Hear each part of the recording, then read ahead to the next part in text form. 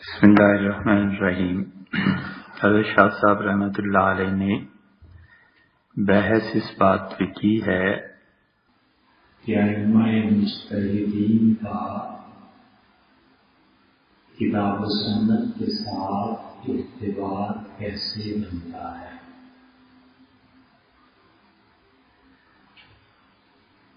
ایک چیز اللہ نے نازل کر دی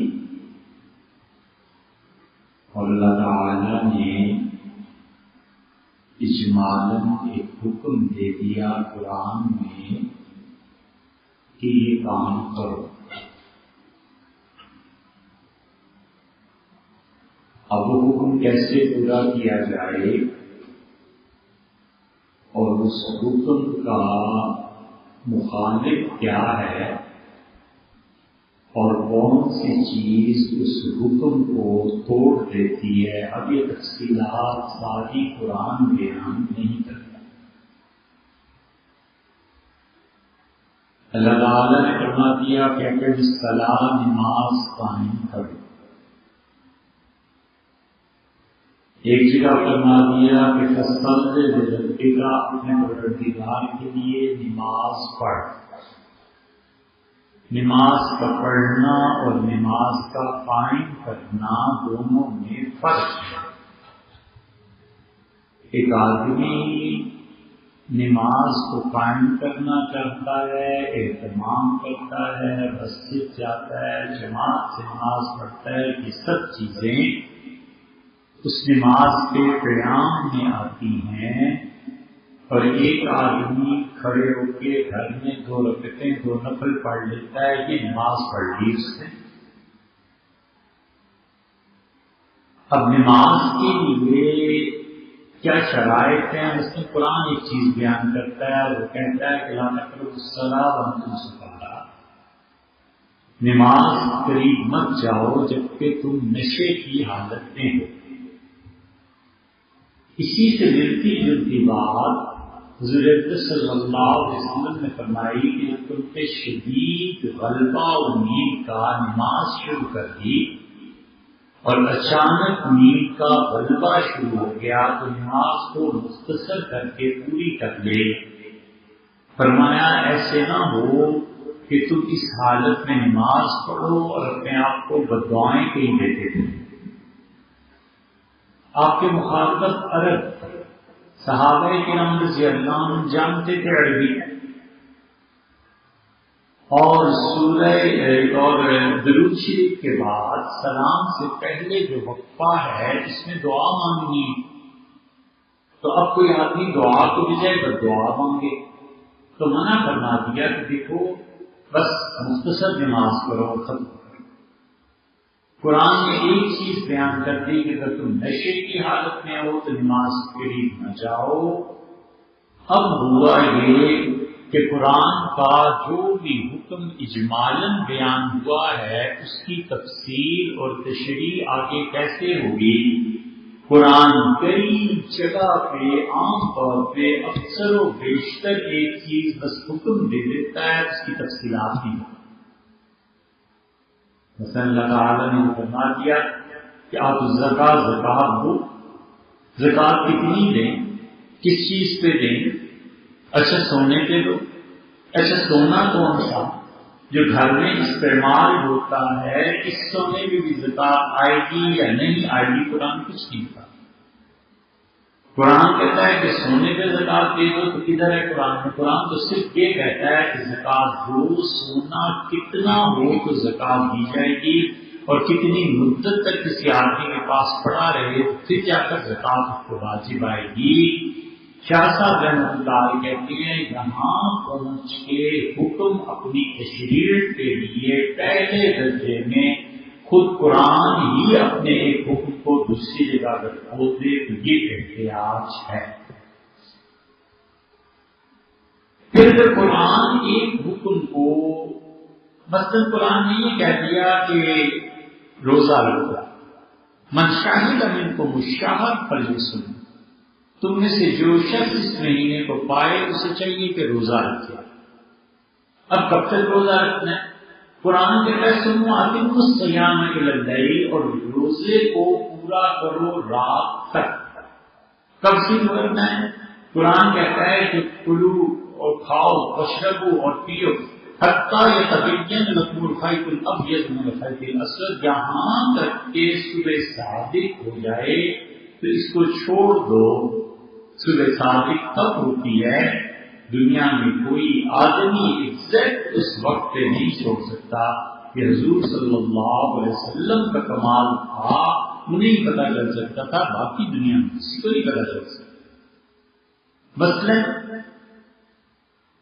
ہوتا کیا ہے کہ صبح صادق میں ایک دم سے ایک لائن آتی ہے، صبح کا ذکر بھی ہوتا ہے، وہی طرح کس طرح سے چھوڑیے 4:20 اور 10 سیکنڈ پہ فرض کر لیجیے کہ صبح صادق ہوتی ہے، تو 10واں سیکنڈ جو ہے نا اس کو ایک دم سے صبح صادق آ جائے گا۔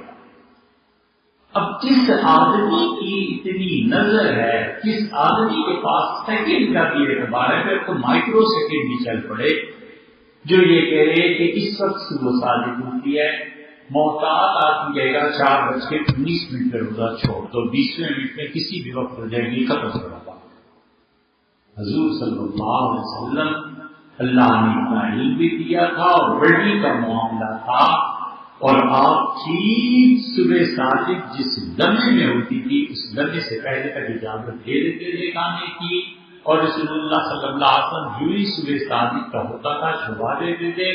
اور پھر صحابہ کرام رضی اللہ عنہ کہتے ہیں کہ ہم فجر کی نماز فوراً پڑھتے تھے، تو آدمی نے پوچھا کہ آپ کی سحری اور فجر کی نماز میں کتنا وقفہ ہوتا تھا؟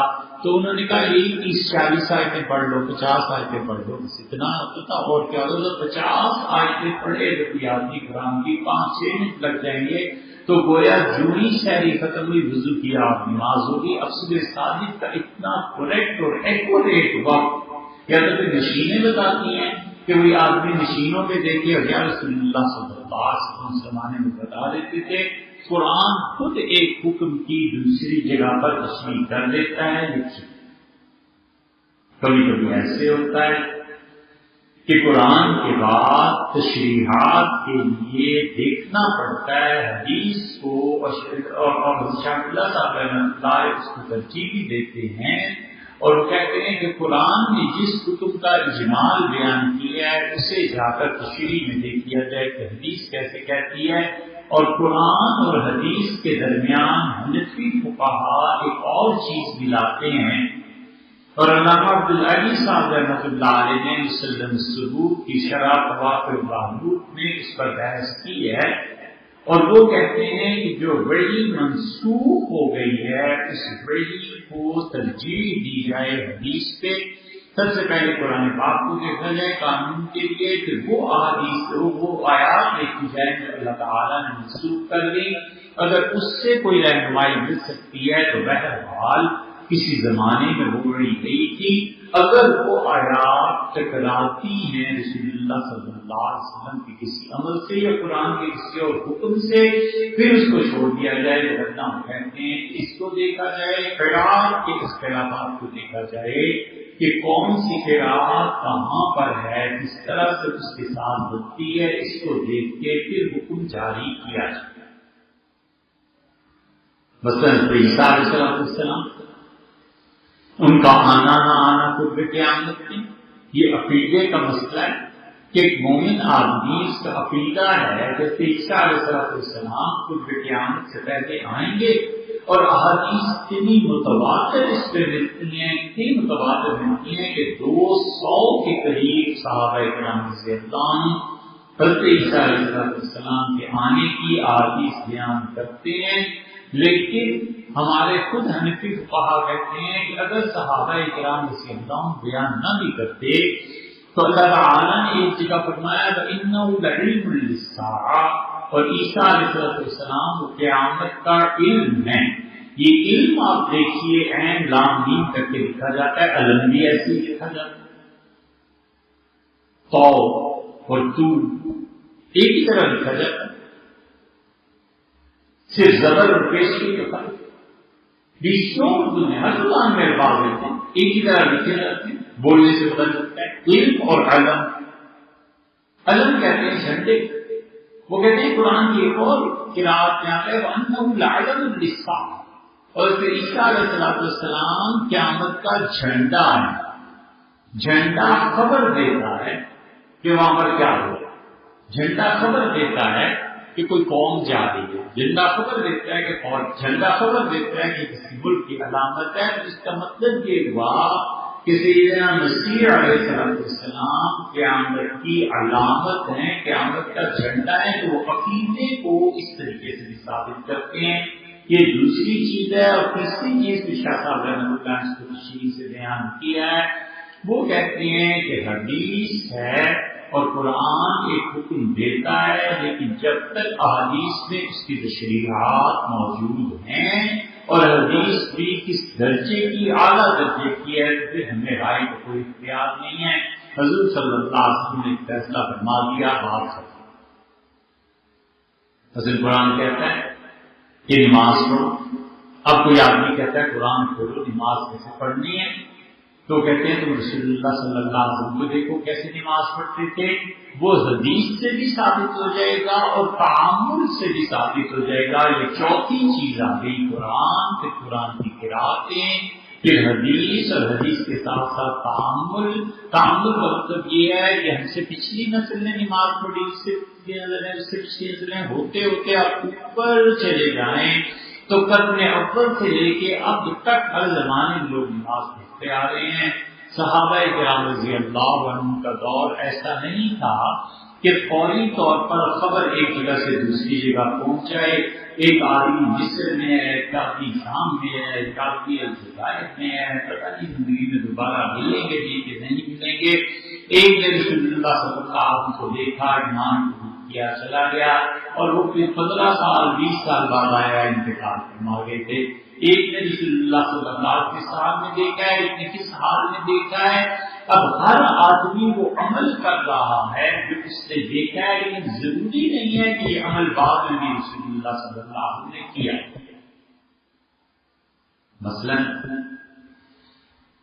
حضرت عبداللہ بن مسعود رضی اللہ عنہ نے ہجرتیں کی، کئی صحابہ رضی اللہ عنہ نے پہلی ہجرت کی جب مکہ مکرمہ میں مظالم بڑھ گئے، بہت شدید ظلم شروع ہو گئے، اور لوگوں کو انگاروں پہ لٹانا، مارنا، یہ سب کچھ ہو گیا۔ تو اس کے وقت رضی اللہ عنہ کا اللہ کی رسول اجازت دیں حضور صلی اللہ علیہ وسلم کہ جاؤ ہجرت کر جاؤ، اور آپ نے ایک جملہ ارشاد فرمایا، آپ نے کہا یہ جو حبشہ کی زمین ہے، میں نے سنا ہے کہ یہاں حکومت انصاف کرتی ہے، ہجرت کر جاؤ۔ اجازت کی بنیاد مکہ مکرمہ کے مظالم کے خلاف انصاف کا معاشرہ بنا، کہ جس معاشرے میں انصاف مل جاتا ہے آدمی وہاں ہجرت کر جائے۔ بس تو بکر رضی اللہ عنہ ہجرت کے لیے نکلے، عمر رضی اللہ عنہ نکلے، فلاں نکلا۔ سیدنا عمر رضی اللہ عنہ اس وقت مسلمان نہیں ہوئے تھے جب کا یہ واقعہ۔ حضرت بکر رضی اللہ عنہ نکلے ہجرت کے لیے، مکہ مکرمہ کی جگہ پہنچے پھر آدمی مل گیا، سارا سامان لگا ہوا ہے، جا رہے۔ تو ابن دغنہ اس نے کہا کہ وہ کدھر جا رہے، ان کا ہجرت کر رہے، کہیں شہر چھوڑ رہے، کہاں مکہ چھوڑ رہے، تم نے کوئی رہنے دیا ہے، تم نے کوئی ماحول ایسا رہنے دیا ہے، ہر طرف ظلم مچا رکھا۔ تو ابن دغنہ نے کہا وہ کل آپ جیسا آدمی یہ شہر چھوڑ کے نہیں جائے، بڑی توہین ہے، بڑی ذلت۔ پھر کیا کہے گا کہ وہ بکر جیسا آدمی اتنا شریف، اتنا اچھا یہ شہر چھوڑ کے چلا گیا۔ یہ ایسی ہے جیسے پاکستان میں کہ بڑا آدمی تنگ آ کے کہے کہ اس ملک میں انصاف رہا ہی نہیں، میں تو جاتا ہوں، چھوڑتا ہوں، تو لوگ کہیں گے نہیں آپ ٹھہریے، آپ اپنے وطن کا خیال وغیرہ جیسے ہوتا ہے کسی کے ساتھ۔ سیدنا ابو بکر رضی اللہ عنہ کو واپس لے آیا، اس کا حضرت آپ ہجرت نہیں کریں، اور حرم میں پہنچ کے اس نے پناہ دی. اس نے کہا وہ اگر ہجرت کر کے جا رہے تھے ہمیں شرم آنی چاہیے. اتنا شریف آدمی جہاں جائے گا لوگ کہیں گے کہ کیا ظلم مچا ہوا ہے اس معاشرے میں, اتنا شریف آدمی ہجرت کر کے چلا گیا ہے. خیر صحابہ کرام رضی اللہ عنہ ہجرت کر کے جاتے ہیں. حضرت بکر رضی اللہ عنہ واپس آ گئے, اسے پناہ دے دی. لمبا قصہ. عبداللہ ابن مسعود رضی اللہ عنہ ہجرت کر, حضرت عمر حضرت عثمان رضی اللہ عنہ اپنی اہلیہ سمیت ہجرت کر کے چلے گئے. حضرت رقیہ رضی اللہ عنہ کو ساتھ لے گئے اور رسول اللہ صلی اللہ علیہ وسلم فرمایا لوط علیہ السلام اپنی بیٹیوں کو لے کے ہجرت نے کی تھی اور ان کے بعد یہ پہلا شخص ہے اپنی بیوی کو لے کے ہجرت کر رہا ہے. حضرت عثمان رضی اللہ عنہ نے فرمایا. ایک اور صحابی رضی اللہ عنہ ہجرت پہ کوئی پابندی نہیں تھی اس وقت. یہ تو ہجرت پہ پابندی پھر لگی ہے جب مکہ والوں کے لیے تو یہ پہلا تجربہ تھا کہ لوگ اس طرح گھر چھوڑ کے جا رہے ہیں. جو بڑی ہجرت ہوئی ہے مدینہ منورہ اس میں کہ قریش نے اپنی ذلت سمجھی اور قریش ہجرت کرنے والوں کو مارتے تھے, نہیں کرنے دیتے تھے ہجرت. یہ پہلا موقع تھا, اس سے قریش نے نہیں روکا. اور ایک صحابی رضی اللہ عنہ گئے اور اپنی انگیاں سے کہا کہ تم بھی آ جانا گھر کی سے لے کے. وہ پہنچی تو انہوں نے کہا سناؤ کیا ہو رہا تھا. اس کے اس طرح سفر کر کے آ رہی ہوں. چلو چل پڑے. اس کا بتاؤ مکہ میں کون ملا جس کو دیکھا تھا.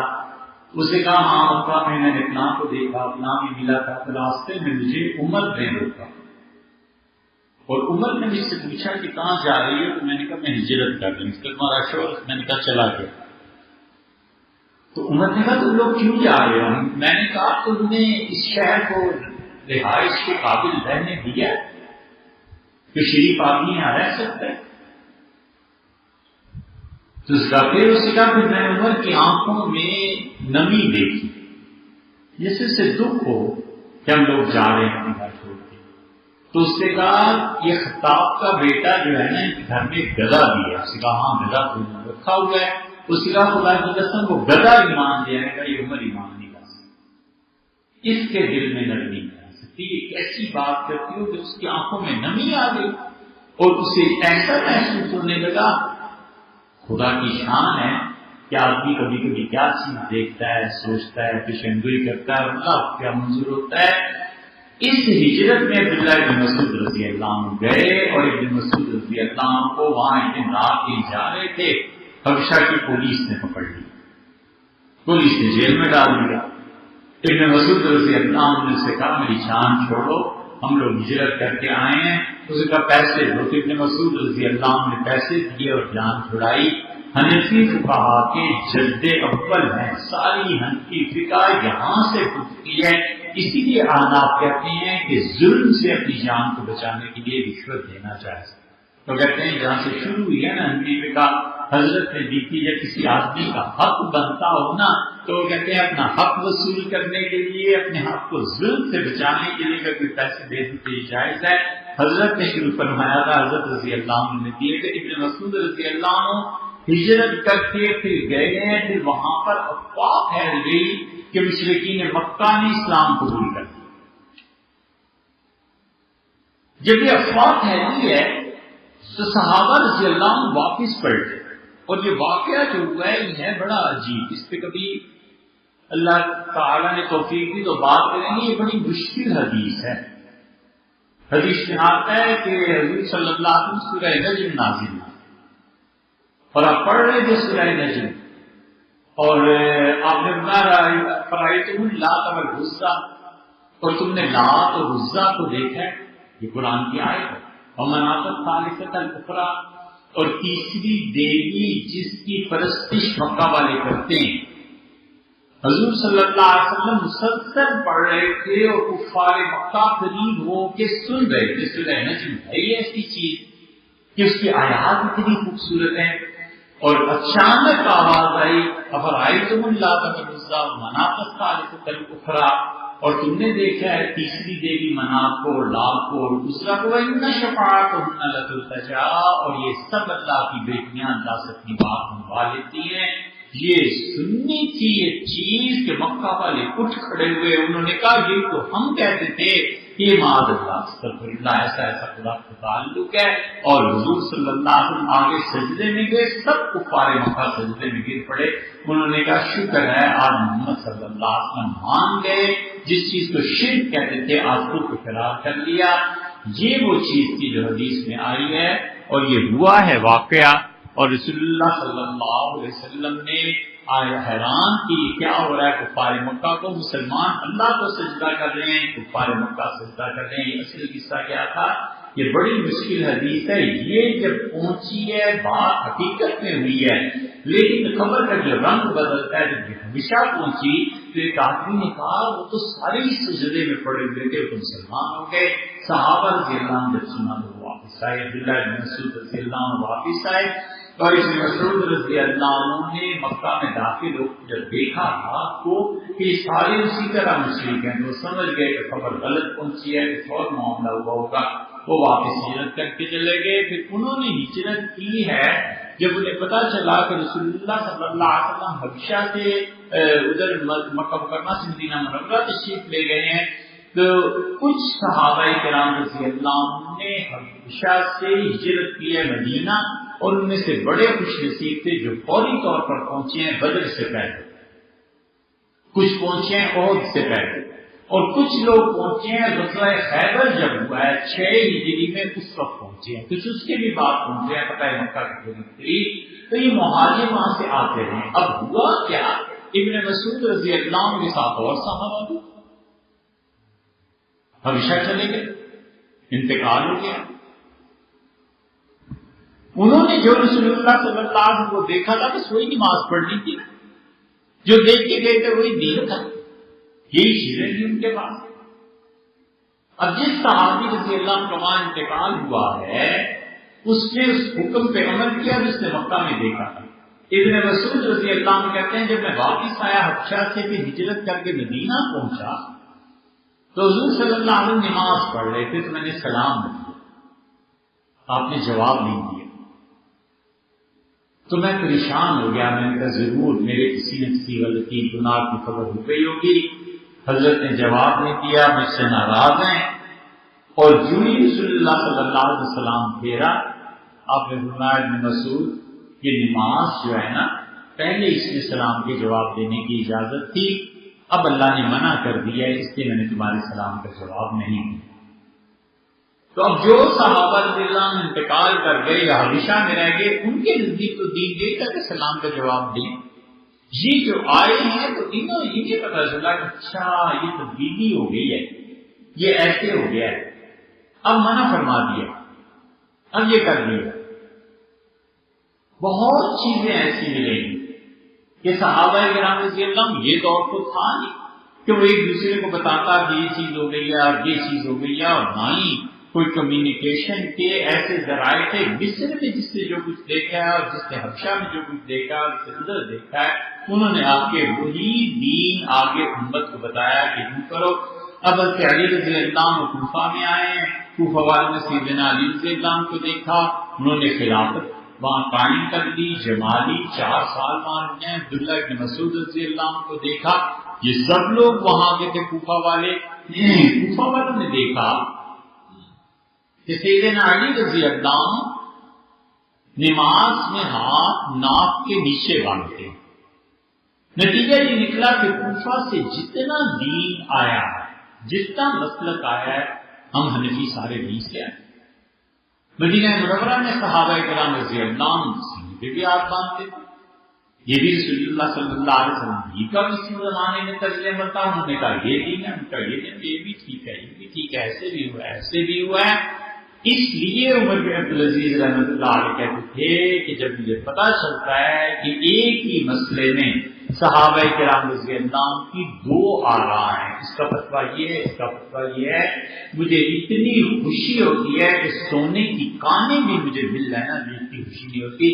اس لیے کہ وسعت پیدا ہوگی امت کے لیے, یہ بھی ٹھیک ہے اور یہ بھی ٹھیک ہے, یوں بھی عمل ہو سکتا ہے, یوں بھی عمل ہو سکتا ہے. زکوٰۃ کا مسئلہ میرے پاس آیا, صحابہ کرام رضی اللہ عنہ نے کہا اس پہ زکوٰۃ کیا دینی ہے, کپڑوں پہ زکوٰۃ کوئی نہیں ہوتی. ہم نے کہا ٹھیک کہتے ہیں, ان کا گھر کے فرنیچر پہ زکوٰۃ ٹھیک ہے. کھانے پینے کے برتنوں پہ ٹھیک ہے، ان کا اسی طرح یہ زیورات عورتیں جو کہتی ہیں یہ گھریلو چیز ہے، اس کو کوئی زکات نہیں ہوتی. حنفی فقہا نے کہا نہیں حضرت یہ بڑی قیمتی چیز ہے، اس پہ تو زکات ہوتی ہے. امام شافعی رحمۃ اللہ سے جو روایت پہنچی تھی ان کا صحابہ رضی اللہ عنہم نے زکات دی، ان کا نام ہے. اس لیے شافعی فقہ میں وہ زیورات جو عورتیں گھروں میں استعمال کرتی ہیں پہنتی ہیں اس پہ کوئی زکات نہیں. اور ہمارے نزدیک کیونکہ سونا ملکی معیشت میں بڑا اثر رکھتا ہے، اس کا بہت بڑا حصہ ہے، اس زکات کی وجہ سے غریبوں کا نفع ہوگا، اس لیے حنفی کہتے ہیں کہ اس سے زکات ہے.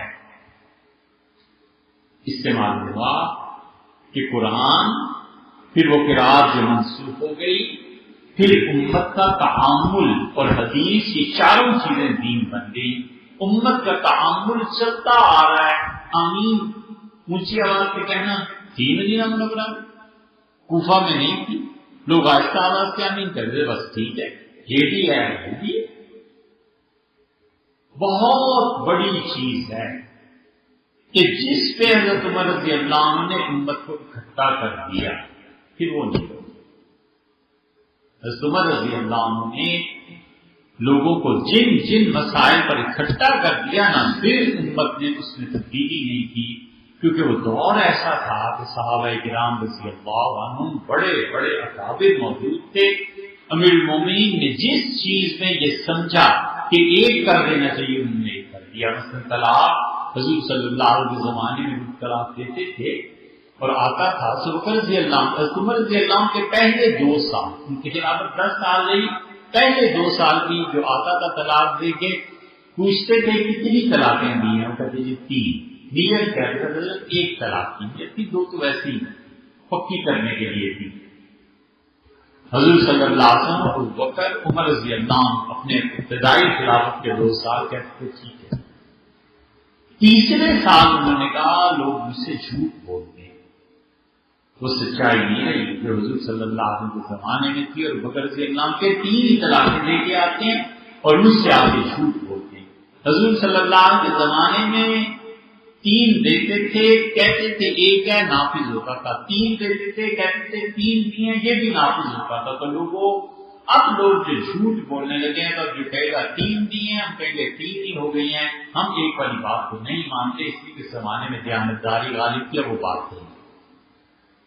نتیجہ یہ نکلا کہ ابو حنیفہ، شافعی، مالک، احمد بن حنبل رحمہ اللہ سارے ائمہ مجتہدین نے کہا کہ 3 تھی. سیدنا عمر رضی اللہ عنہ نے اکٹھا کر دیا 20 تراویح پڑھانے پہ. اب تک امت میں 20 تراویح چاروں ائمہ کے نزدیک ہیں، کوئی نہیں بدل سکتا. سیدنا عمر رضی اللہ عنہ نفقہ اور سکنا، رہائش اور کھانا پینا طلاق یافتہ عورت کا ایک فیصلہ طے کر دیا، امت میں سب نے اسے قبول کر لیا. اس لیے کہ اکابر صحابہ کرام رضی اللہ عنہ نے فتوے پہ عمل کر لیا، لوگ اکٹھے ہو گئے. لیکن اس کے بعد یہ چیز ہوئی ہے کہ بہت سی چیزوں میں شہروں کا تعامل چلا ہے کہ اس فلاں شہر کے لوگ کیا کہتے ہیں، فلاں شہر والے کیا عمل کرتے ہیں. تو اس لیے دین کی شاہ رحمۃ اللہ جو تشریحات کرتے ہیں وہ کہتے ہیں کہ حدیث میں جو چیزیں آئی ہیں یہ بھی ہیں، اور پھر وہ مسئلہ جو حدیث میں بھی نہیں آیا، قرآن میں بھی نہیں آیا، ذکرات میں بھی نہیں ملتا، صحابہ کرام رضی اللہ عنہ کے دور میں بھی نہیں ملتا. مجتہدین میں آگے ہے. اب اجتہاد وہ کرتے ہیں کتاب و سنت کو سامنے رکھ کے، اور یہ اجتہاد صحابہ کرام رضی اللہ عنہ نے شروع کر دیا تھا. کتاب اور سنت کو سامنے رکھتے تھے کہ جو ان کی سمجھ میں بات آتی تھی کہتے تھے ہمارا اجتہاد یہ ہے. سہولت پیدا کرتے، قانون سہولت کے لیے بحث شروع کی. چوری پہ ہاتھ کاٹنا ہے، اچھا کس چیز کی چوری پہ ہاتھ کاٹا جائے گا؟ قرآن کہتا ہے کہ والسارق والسارقہ، چور اور چورنی ان دونوں کا ہاتھ کاٹو. اب کتنے پہ ہاتھ کاٹیں؟ کوئی نصاب ہونا چاہیے نا. کیا انڈا کوئی چوری کر دے گا اس پہ بھی ہاتھ کاٹ دیا جائے گا؟ اور کیا 10 لاکھ کی چوری کر لے گا تو اس پہ بھی ہاتھ کاٹ دیا جائے گا؟ پھر چوری کس چیز کو کہتے ہیں؟ سیدنا عمر رضی اللہ عنہ، حضرت علی رضی اللہ عنہ ان لوگوں نے اجتہاد کیے اور اس اجتہاد کو امت نے قبول کیا سیدنا عمر رضی اللہ عنہ معمولی چیزوں پر، تو جہاں کسی کا حق بنتا تھا اس حق کی وجہ سے کسی کا ہاتھ نہیں کاٹتے تھے، امت نے اسی طریقے کو لے. مثلاً حضرت سعد رضی اللہ عنہ لکھ کے بھیجا کہ حضرت سعدی نے سرکاری مال میں سے اتنے پیسے چرا لیے. سیدنا عمر رضی اللہ عنہ کا مستحاد کی کاٹوں گا، اتنا تو اس غریب کا حق بنتا ہی ہے نا، آخر آیا ہے فرض ہے، تھوڑے سے پیسے سرکار کے لیے نہیں ہے تو ٹھیک ہے، کوئی نہیں، ہم نہیں آتا. مقدمہ آ گیا، نوکر نے آئینہ چوری کر دیا. آئینے اس زمانے میں شیشہ آئینہ چین سے آیا کرتے تھے. تو صاحب رضی اللہ عنہ کا کہ میری بیوی کا آئینہ تھا، عورتوں کے لیے ہار سنہار کی چیزیں تو بہت قیمتی اور محبوب ہوتی ہیں. آئینہ چوری ہو گیا. سیدنا عمر رضی اللہ عنہ کا پھر اس کا ہاتھ کاٹ دیا. عمر رضی اللہ عنہ کا میں تو نہیں کاٹتا، خادم نوکر بھی تمہارا ہے، آئینہ بھی تمہارا ہے، بیوی بھی تمہاری ہے، گھر بھی تمہارا ہے، تو میں نہیں کاٹتا، کوئی حرج نہیں، ہو جاتی ہے. اچھا کس پہ ہاتھ کاٹنا ہے؟ انہوں نے کہا اتنی مقدار ہے، یہ مقدار ہے جو ہاتھ کاٹنا. اور حضور صلی اللہ علیہ وسلم نے اس کو چھوڑ دیا تھا، اس پہ ہاتھ کاٹا تھا، یہ کیا وہ کیا تھا. قانون پورا ایک بن گیا کہ قوانین جو ہیں وہ کس طرح ترتیب پائے. اجتہاد انہوں نے کیا کہ لوگوں کی سہولت کس میں ہے، لوگوں کو جینے دو، لوگوں کو آزادی دو، لوگوں کو زیادہ سے زیادہ لوگوں کو آزادی اور آسانی اور سہولت کی طرف لاؤ تاکہ لوگ اس دین کو اس وجہ سے نہ چھوڑ دیں کہ اس دین میں سختی. یہ دین کی روح ہے. امام بہقی رحمۃ اللہ علیہ روایت لائے، حضور صلی اللہ علیہ وسلم نے فرمایا لڑکوں کو بچوں کو کھیلنے کی اجازت دو، اور اگر تم اس پہ پابندی لگا دو گے تو لوگ کہیں گے کہ محمد صلی اللہ علیہ وسلم کا دین تو اتنا سخت ہے کہ اس میں تو کھیلنے کی بھی اجازت نہیں ہے. فرمایا گیا نا. امام بہقی رحمۃ اللہ علیہ روایت لائے. بہت بڑا واقعہ پیش آ گیا. حضرت مغیرہ بن شعبہ رضی اللہ عنہ کے الزام لگا کہ مغیرہ بن شعبہ رضی اللہ عنہ نے مصر میں ایک عورت کے ساتھ ناجائز تعلق قائم کیے. اور قصہ یہ ہوا کہ وہ بکرا رضی اللہ عنہ کھڑے تھے. بکرا کہتے ہیں ڈول کو. ایک سے ابو بکر رضی اللہ عنہ، یہ نہیں. ابو بکرا ایک صحابی تھا، طائف کے ثقفی کے، بہت تعلق تھا حضور صلی اللہ علیہ وسلم سے، بڑے سمجھدار شمار کیے جاتے تھے. جب طائف کا محاصرہ ہوا ہے تو وہ دیکھتے رہے کئی دن اس جنگ کو، لڑائی کو. آخر انہوں نے سردار کے بعد سے انہوں نے کہا ڈول ایک لو اور بڑے برتن اور ڈول میں مجھے بٹھایا گیا. تو ان کا چرخی کے ذریعے مجھے نیچے اتارا. چرخی کے ذریعے جب ڈول نیچے اتارا گیا تو لوگوں نے کہا کہ یہ ڈول والا کون ہے، بکرا ڈول والا کون ہے. تو انہوں نے اشارہ کیا کہ مطلب اسلحہ نہ چلانا. آئے رسول اللہ صلی اللہ علیہ وسلم کے ہاتھ میں مسلمان مصر چلے گئے. وہاں پہ حکومت رہی، سب چیزیں رہی. مصر میں مسلمانوں نے پہلا کہ کوفہ میں واقع ہے، کوفہ تشریف لے گئے. کوفہ کی حکومت تھی. اور حضرت مغیرہ بن شعبہ رضی اللہ عنہ انہوں نے ایک عورت کے ساتھ دیکھا اور وہ اس طرح ہوا کہ آندھی چلی اور کھڑکیاں کھلی. ابو بکر رضی اللہ عنہ اپنے گھر میں تھے. انہوں نے کھڑکی سے جو دیکھا تو انہوں نے کہا یہ مغیرہ ہے. اور انہوں نے اور لوگوں کو بلایا اور انہوں نے کہا دیکھو اور گواہ رہو یہ مغیرہ کے ساتھ کون. آج تک اسلام کی تاریخ میں کبھی بھی 4 آدمیوں کی گواہی پہ زنا کی حد جاری ہو جائے کبھی نہیں، اور ہو جاتا یہ پہلی مرتبہ سیدنا عمر رضی اللہ عنہ کے دور میں. اور وہ چلے گئے قاضی کے پاس اور انہوں نے کہا مغیرہ نے یہ حرکت کی ہے. مغیرہ نے کہا میں نے نہیں کیا ایسے. انہوں نے کہا یہ گواہ.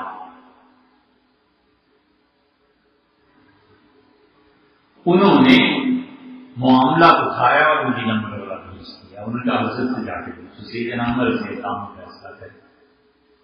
حضرت عمر رضی اللہ عنہ نے گواہوں کو بلایا، جرا کی. 3 گواہوں نے گواہی کی کہ ہم نے انہیں اس حال میں دیکھا. چوتھے کی گواہی جب آئی تو اس نے کہا کہ میں نے ایک رضائی میں مغیرہ کو ایک عورت کو دیکھا ہے، بس میں اتنا جانتا ہوں، اس سے زیادہ میں کوئی گواہی نہیں دے. نصاب پورا نہیں ہوا. حضرت عمر رضی اللہ عنہ کا ان تینوں پہ حد جاری کرو. انہوں نے مغیرہ کی شعبہ سے پوچھا، انہوں نے کہا حضرت میری بیوی. انہوں نے کہا اس کی سالی. انہوں نے کہا حضرت میں نے آپس میں ملتی جلتی ہوتی ہیں، ان کو شبہ ہو گیا ہے، میں ایسا نہیں. مغیرہ رضی اللہ عنہ سے ثابت ہو گئی. 3 آدمیوں کو 80 درے پڑے کہ ایک پاک آدمی کو تم نے تہمت لگائی ہے، اور جن پہ لگایا گیا یہ ان میں سے ابو بکر رضی اللہ عنہ بھی تھے. ابو بکر رضی اللہ عنہ پہ حد جاری ہو گئی.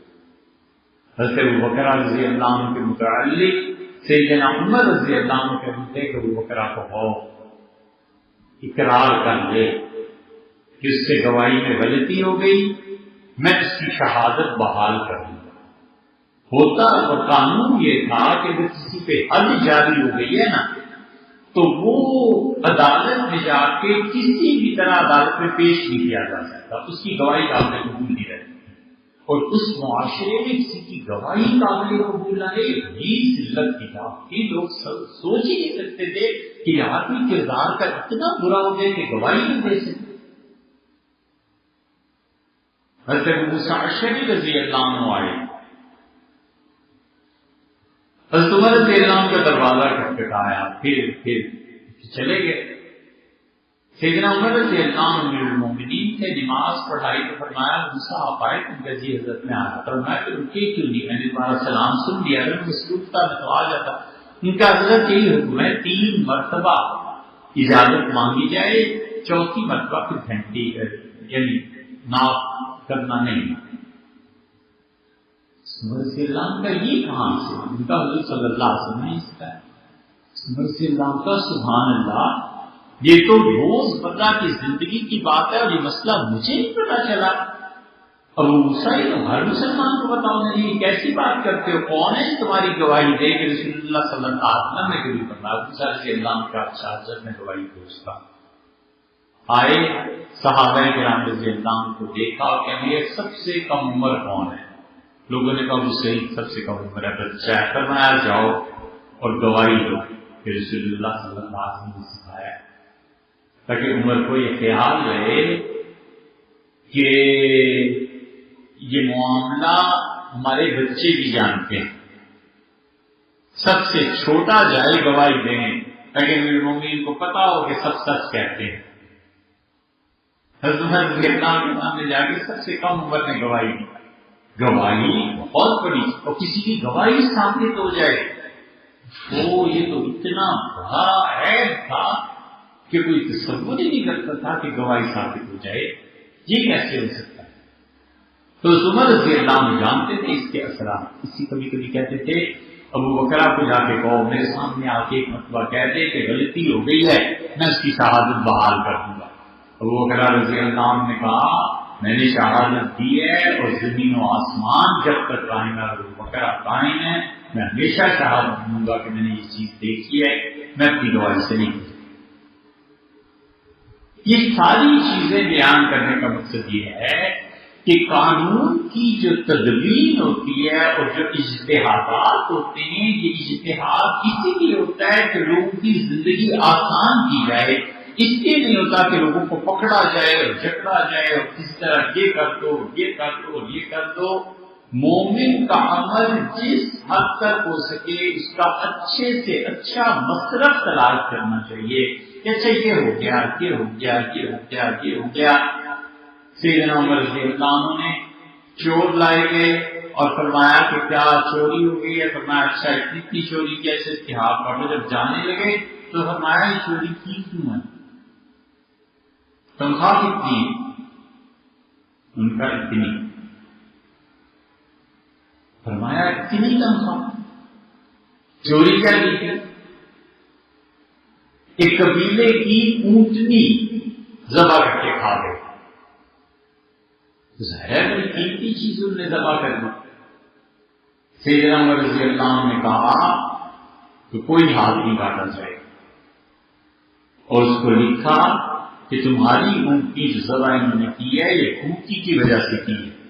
جب تم اپنے ملازمین کو اتنی کم تنخواہیں دو گے تو لوگ لامحالہ جرم کریں گے. اور پھر جو بات لکھی ہے کمال کی چیز یہ فرمایا اللہ کی قسم میں اپنی رعایا میں کبھی ایسے نظام نہیں چلنے دوں گا کہ یہ مجبور ہو کہ اللہ کی کسی ایسی حد کو توڑنے لگے جس کی انہیں سزا مل جائے. اللہ کی قسم میں اپنی حکومت میں کسی ایسے نظام کو نہیں چلنے دوں گا کہ پبلک مجبور ہو کر توڑے قانون کو اور ان پہ پھر حد جاری ہو جائے. میں ایسا نظام نہیں چلنے. اونٹی کی قیمت ادا کروائی اور فرمایا کوئی ہاتھ نہیں کاٹا جائے گا اور ان کی تنخواہیں بڑھاؤ اور مزدور کی اجرت مقرر کی کہ اتنی اجرت ہے کم سے کم. اسی لیے وہ ایک دن ممبر پہ آئے بیٹھے فرمایا سب سے زیادہ پیٹو آدمی مدینہ منورہ میں ہو رہا سب سے زیادہ کھاتا ہو. لوگوں نے کہا فلاں حبشی ہے بہت کھاتا ہے. فرمایا کھاؤ بٹھاؤ جو چیز مانگتا ہے دو. اور کہا 30 دن تک اسے کھلانا ہے اور لکھنا ہے کہ کتنا کھانا ہے. 30 دن پورے ہو گئے بتایا گیا کہ حضرت اتنا اس نے کھایا ڈیلی اتنا راشن سے چلے. فرمایا 30 آدمیوں کو بلاؤ انہیں پورا مہینہ کھلاؤ. اب 30 آدمی آ گئے نارمل انہوں نے بھی مہینہ کھلایا. فرمایا اچھا راشن اس پہ کتنا ہے اور اس پہ کتنا ہے. بتایا گیا کہ ایک آدمی اتنا راشن کھاتا ہے یہ اس کے مقابلے میں اتنا کھاتا ہے. جو راشن زیادہ تھا اس کے پیمانے 1 کلو 2 کلو جیسے پیمانہ جو ہوتا ہے ناپ ہوتا ہے. وہ برتن لے کے ممبر پہ بیٹھے اور فرمایا میں اپنی مملکت کے ہر فرد کے لیے اتنا راشن متعین کر رہا ہوں اور پروردگار میرے بعد اگر کوئی آدمی اس راشن کو کم کرے تو اللہ اس کی زندگی کے اتنے دن کم کر دے موت دے دے اسے جو میرے اس کام کو بدعا دی. چل پڑا اور اب کھاتے کیا تھے کھجورے آٹا روٹی بنا لیتے تھے اور زیتون کے تیل کے ساتھ کھاتے تھے اور کچھ میٹھا سرکہ. یہ 4-5 بنیادی معاشرے کی ضروریات تھی. ہر جگہ کی ضروریات مختلف ہوتی ہیں. ہمارے یہاں گندم ضروریات میں سے بنگلہ دیش میں لے لیے تو گندم کس کی ضرورت ہے وہ کہتے ہیں چاول ضرورت. اسی طرح عربوں کے یہاں کھجوریں سرکہ یہ چیزیں ہوتی تھیں اور روٹیاں ہمارے یہاں رہ گئی ہیں شاید گھر میں پکنی. باقی دنیا نے کیا سے کیا نظام کر لیے ہیں کہاں روٹیاں پکتی ہیں. اب برطانیہ جرمنی فرانس ہالینڈ بیلجیم یہ سارے ملکوں میں دیکھیں وہ اتنے بڑے بڑے ڈنڈے ہوتے ہیں ابھی کاٹ کے وہ ڈنڈوں کو کھاؤ بس. ہر جگہ کی علیحدہ غذا ہے. اس معاشرے میں یہی چیزیں تھیں وہ دے دیے. سیدنا عمر رضی اللہ عنہ نے مہینے بعد 2 مہینے بعد اطلاع آئی. لوگوں نے پہلے بھی کہا کہ حضرت اتنی چیزیں جو آپ دے رہے ہیں نا یہ اسٹاپ ہو جائے گا گھروں. تو عمر رضی اللہ عنہ نے کہا ٹھیک ہے دیکھتے ہیں. پھر اطلاع آئی کہ اسٹاپ ہو گیا ہے. وہ اسٹاپ لوگ لا کے مارکیٹ میں بیچنے لگے ہیں. پھر کئی دن وہ چپ رہے. پھر کہا 2 باتیں ہیں. ایک بات تو یہ ہے کہ صرف کھانے ہی کو کافی نہیں ہوتا. بیچتے ہیں پیسے لے کے دوسری ضروریات زندگی پوری کرتے ہوں گے نا. اور پھر فرمایا دیکھو رسول اللہ صلی اللہ علیہ وسلم کی امت کو عمر کھاتا پیتا چھوڑ کے جائے اللہ کے یہاں زیادہ اچھا ہے بجائے اس کے کہ اللہ پوچھے کہ امت میں بھوک تھی تم نے کیا کیا. میں اللہ کو جواب نہیں دے سکتا. لوگ کھاتے ہیں. یہ اشتہار ہے کہ کتنا راشن کس کے لیے مقرر کرنا ہے. نہ ابو بکر رضی اللہ عنہ نے کیا نہ رسول اللہ صلی اللہ علیہ وسلم نے کیا نہ اتنے پیسے. اس طرح سے یہ قوانین بنا کرتے ہیں. شاہ صاحب رحمۃ اللہ علیہ اس کے مدارج کے نمایاں آئندہ انشاءاللہ پھر بات